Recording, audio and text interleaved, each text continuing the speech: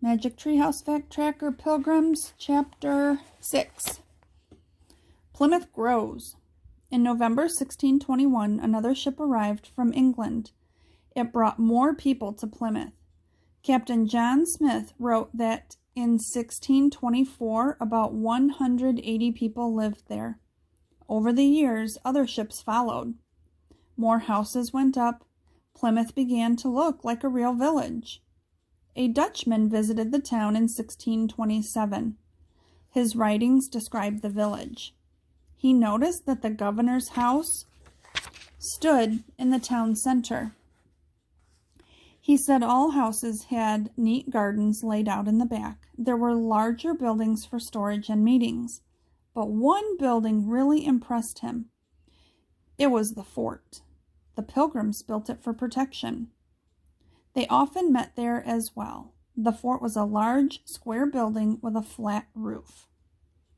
6 small cannons were on top of the building. They faced out in different directions.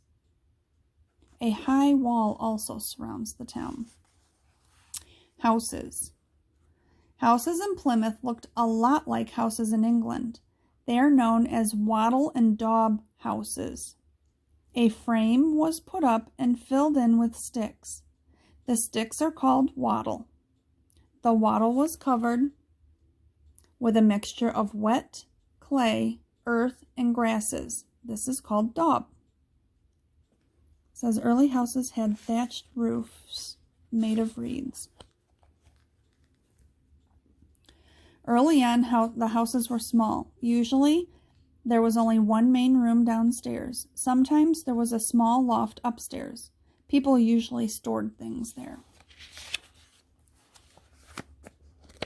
Most of the family life took place downstairs. There was a big fireplace for warmth and cooking. Windows let in some light. There were no glass panes until later.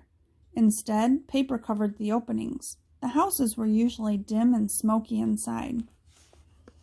Preparing a meal took a lot of time, and the cloth or paper windows were oiled to bring in more light. Kind of made them a little more see-through. Furniture. The Pilgrims brought some furniture with them. They did not have as much as we do today. To us, the houses looked simple and bare. People sat on benches or chairs. They had tables or used boards resting between barrels. Almost everyone slept on the floor on mattresses filled with straw. Many parents or the heads of the household had bedsteads. If families did have chairs, they were for the adults only. Some pilgrims brought thick woolen rugs with them. They used them on the beds, not on the floor. During the freezing winters, the rugs came in handy. Pilgrim families stored their clothes in wooden chests, and they also hung them on hooks. Inside a pilgrim house. These are iron pots. The oak chest where the clothes were stored. They had dirt floors. And here's a cradle. Table made of the barrels with the plank of wood on top. The benches. Windows covered in oil paper. The clothes hooks. Very simple.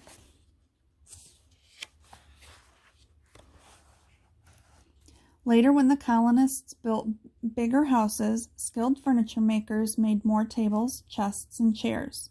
They also built beds. The beds had springs made out of rope. Mattresses lay on top of the ropes, and if the ropes were not pulled tight, the bed sagged. So beds had curtains to keep out the cold air. Still some little table. Here's a colonial maple and ash chair. The ropes. William Bradford's silver cup. Miles Standish's cooking pot. Clothing. Many pictures show pilgrims dressed in black and white and wearing buckled shoes. That's wrong. And if they owned any black clothes, they usually wore them only on Sundays. Most pilgrims wore many different colors. They wore red, brown, green, blue, and violet. Clothes were either wool or linen. So William Bradford had a turkey red suit. The girls and boys wore gowns that look like this. Little boys and girls both wore gowns. As boys grew older, they began to dress like the adult men. Men wore long, loose shirts under their clothes. So you had a linen shirt, a lace collar or a ruff, a doublet, which might mean like a vest, cuffs, breeches, garters, which held up their socks, wool stockings.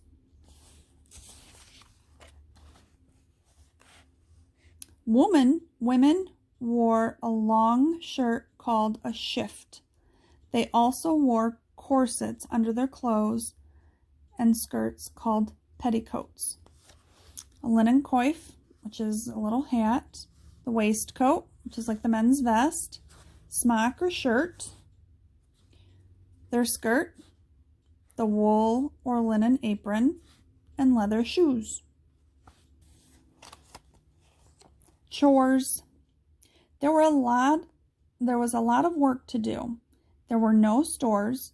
There were no cars. Survival depended on hard work. These pilgrims had no time for laziness. In fact, they passed a law against it. Families worked together. People often had 8 to 10 children. The parents were very strict. The children worked as hard as the adults. They had to obey, or else.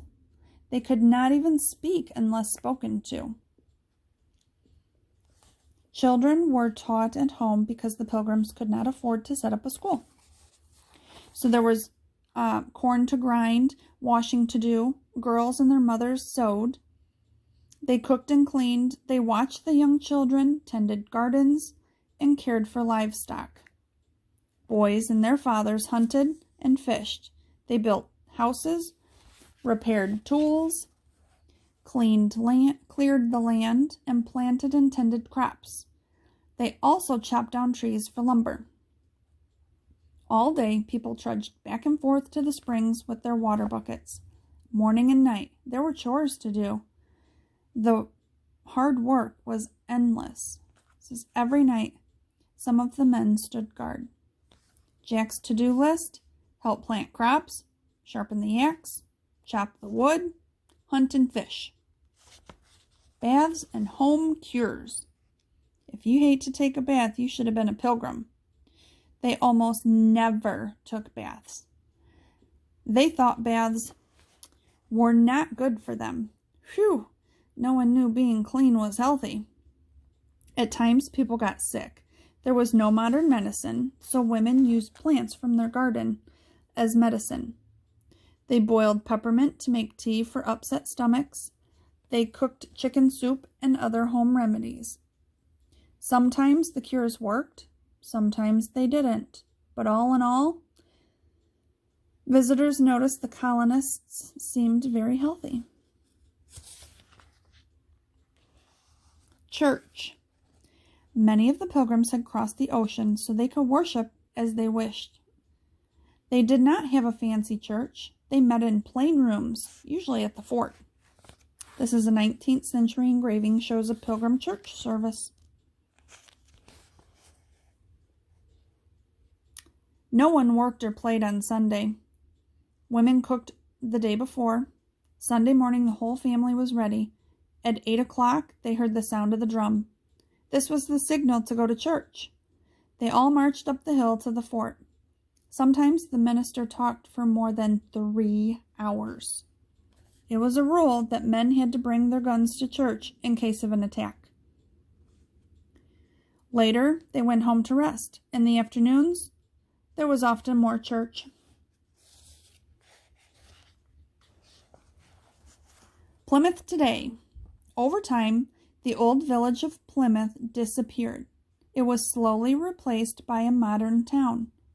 Years ago, people began to explore sites around Plymouth. They found broken pots, tools, and many other Pilgrim and Wampanoag artifacts. Artifacts are remains of things from the past. The artifacts gave researchers clues about daily life in Plymouth years ago. They decided to build a village just like Plymouth in the 1600s. They built it near the town of Plymouth and called it Plymouth Plantation. So Plymouth is the old spelling of Plymouth. Spelled with an I instead of a Y. If you ever visit, you'll see daily life as it used to be. You can watch people living and dressing just as they did long ago. They even speak the way Pilgrims did.